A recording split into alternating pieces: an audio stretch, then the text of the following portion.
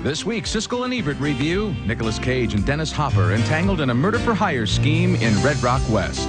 Laura Flynn Boyle becomes the center of an undergrad love triangle in Threesome. And 10-year-old Martin Short drives Charles Grodin up the wall in Clifford.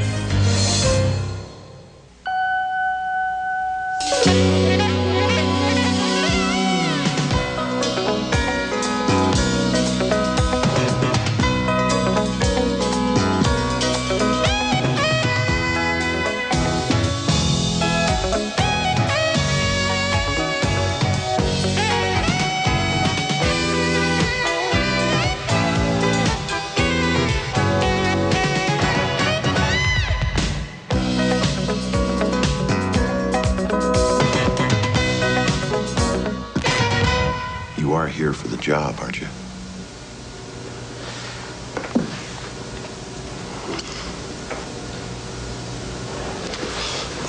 You must be Wayne. Yes. And you're Lyle from Dallas, right? Nicolas Cage is broke and unemployed, a drifter in Wyoming, when he's mistaken for a professional killer in Red Rock West. And that's one of the new movies we'll be reviewing this week on Siskel and Ebert, along with pictures starring Martin Short, Charles Grodin, and the late River Phoenix. I'm Roger Ebert of the Chicago Sun-Times. And I'm Gene Siskel of the Chicago Tribune, and our first film is Red Rock West, and it's terrific. A complete surprise for me. I never heard of the brothers, John and Rick Dahl from Montana, who co-wrote it with John Dahl directing, but based on Red Rock West, and boy, I'm going to have a tough time saying that, they have big talent. They have cast their modern-day Western brilliantly with many of my favorite actors. Nicolas Cage stars as a decent drifter who walks into a bar in Wyoming town of Red Rock looking for work and is mistaken for a hitman by the bartender J.T. Walsh, who always makes a great villain.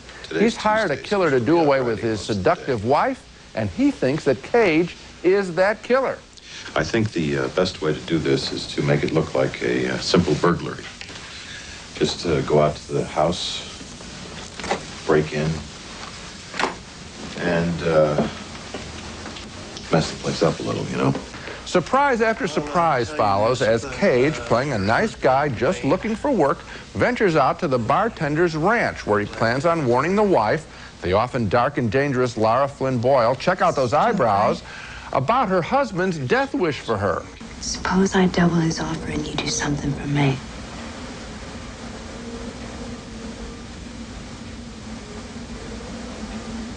What do you have in mind?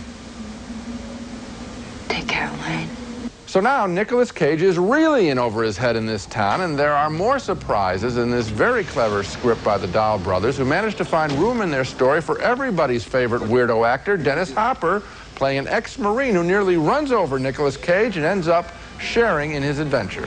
You're not going in here, are you? Yeah, I got to take care of a little business, and I want to buy you a drink. Oh, thanks, but I should get going. Hey, I nearly greased your can back there. Now, the least I can do is buy you a beer. Thanks, but I should get my car. I'll tell you what. Let me buy you a beer, and then I'll help you get your car. Red Rock West looks great. The Dahl brothers have a lot of fun with shots of Cage and his Cadillac zooming past the Red Rock town signs, entering and leaving. And I, for one, could have seen this story go on for another 2 hours. I wanted more, for example, of the sexy relationship between Nicolas Cage and Laura Flynn Boyle. Just try to make a point of staying away from married women. Why? Marriage is just a state of mind. Not in Texas. We're not in Texas.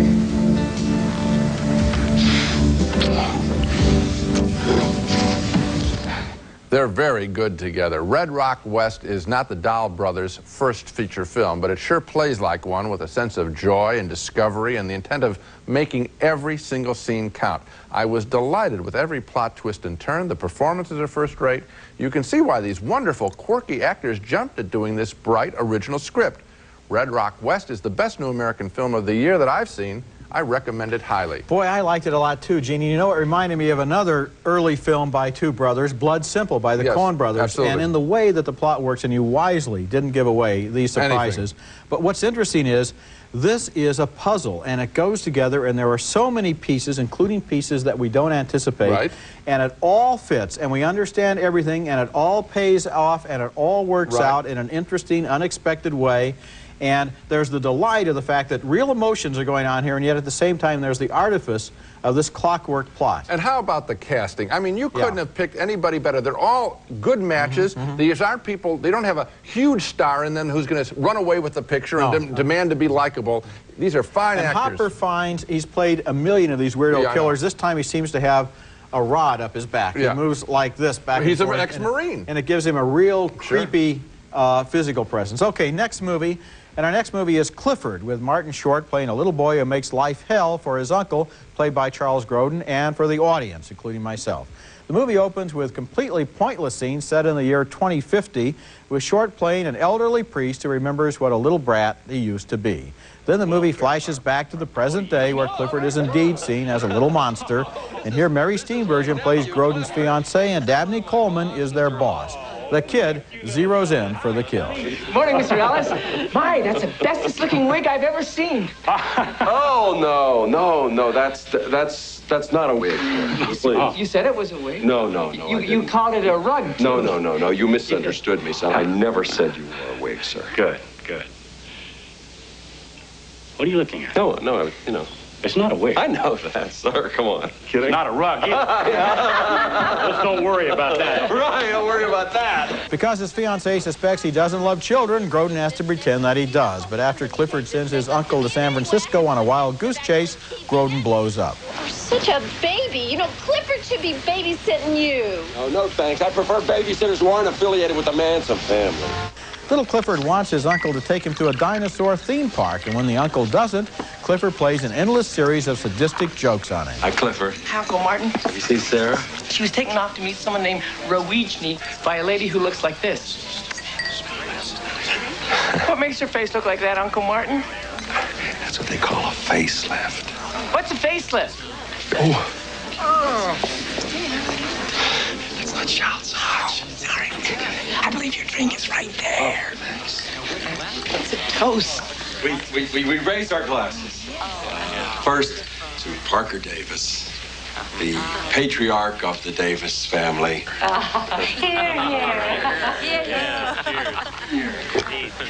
Next.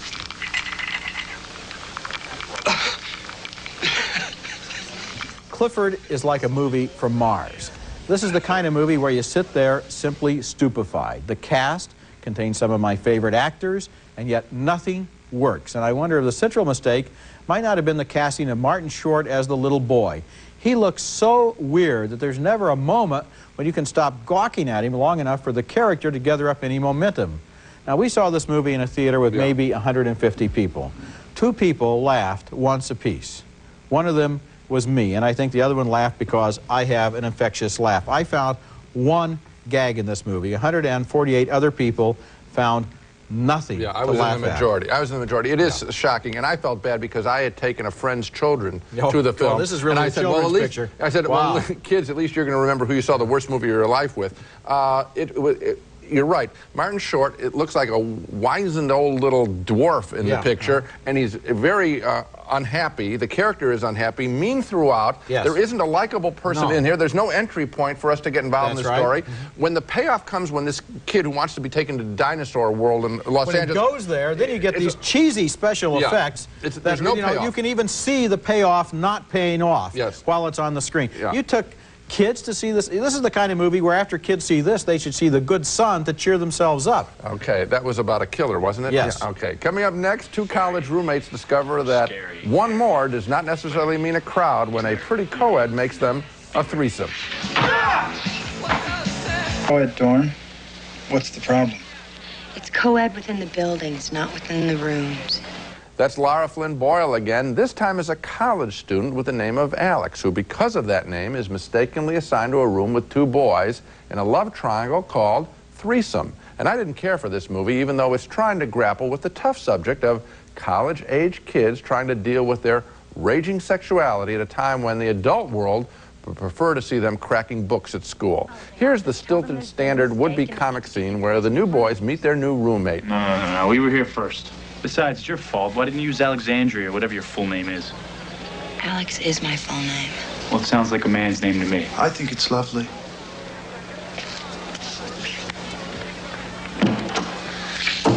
Wow, she's amazing. Amazing. The issue between the boys is whether Eddie, Josh Charles, is gay, which makes his roommate, Stuart, Stephen Baldwin, nervous.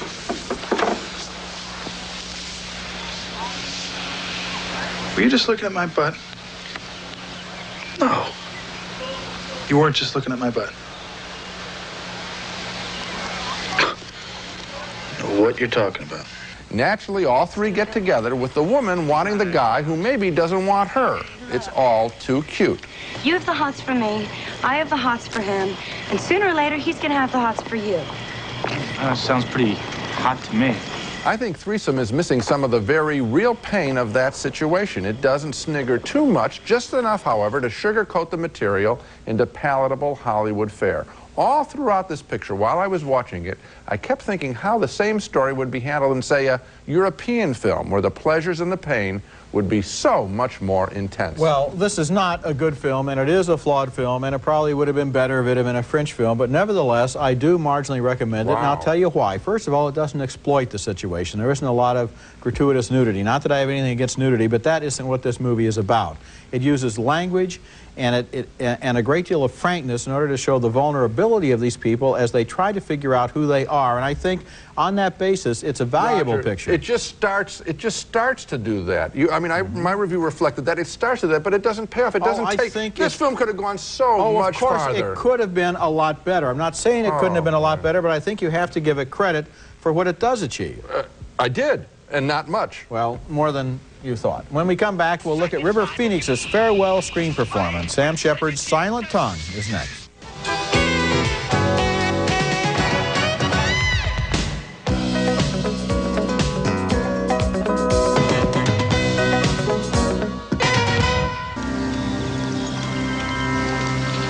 A body. Take me. The late River Phoenix plays a cowboy there from the Old West who sits in endless grief next to the corpse of his half-Indian wife in Silent Tongue. It's a new film written and directed by Sam Shepard. The young man has been sitting there for weeks. His father, played by Richard Harris, fears he may starve to death or die of a broken heart, so he pays a visit to a medicine show huckster played by Alan Bates. The boy's dead wife was Bates's daughter, and now Harris thinks maybe his son's grief can be healed if Phoenix marries her sister. He just stands over her corpse like a lost soul, watching, speaking tongues, guarding, as though she were still in the world. The plot thickens. Bates has a son, played by Dermot Mulroney, who is the half-brother of the woman that Harris wants to buy. He knows his father is a sleazy drunk, but is amazed at how low he will sink. He's got a temper like a red snake. Best let it astutely process through him. What did you come back here for?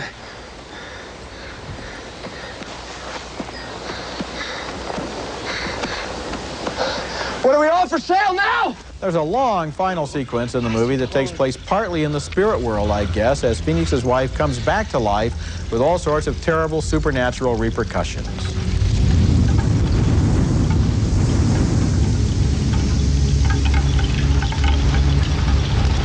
The kindest thing to say about Silent Tongue is that this movie is just plain goofy. It's an impossible story performed by thoroughly confused actors and directed by Sam Shepard as if the thought of cutting a single line of dialogue would be sacrilege.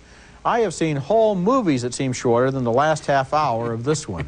The story seems pointless on the surface and severely muddled underneath, and I swear you could look in the actors' eyes and see that they don't have a clue as to who their characters are supposed to be or why they act the way they do. This is a study in acting survival. These are good actors, and they are going to float, not sink, and nobody has given them any water wings. Okay.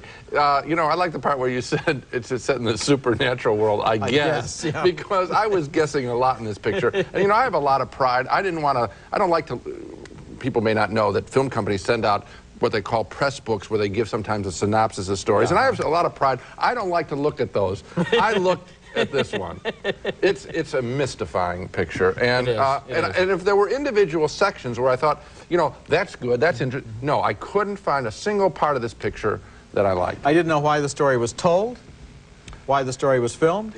Why the characters acted Some as of they it's did? also quite distasteful. The selling, you know, the buying of the Indians and all that. Ridiculous. Wow, okay, coming up next, a new film from China captures its turbulent recent history through the eyes of a little boy.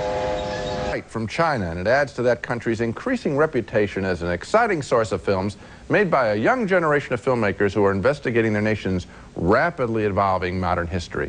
The Blue Kite follows a newly married young couple in Beijing beginning in 1953, flush with the optimism for the new China under Mao Zedong. 在祖国和平的土地上，生活天天向上升。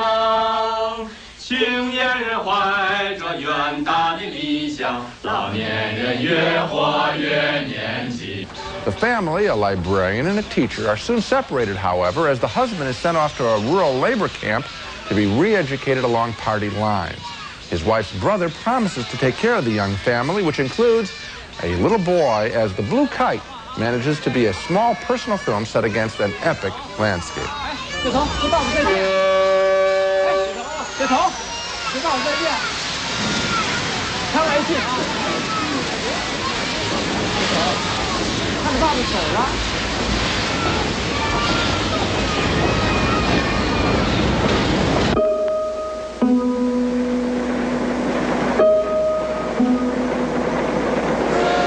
As the story moves into the late 60s and the time of the Cultural Revolution, the little boy is now a teenager and very much caught up in the political treachery of the times, as his mother is accused of crimes against the Communist Party.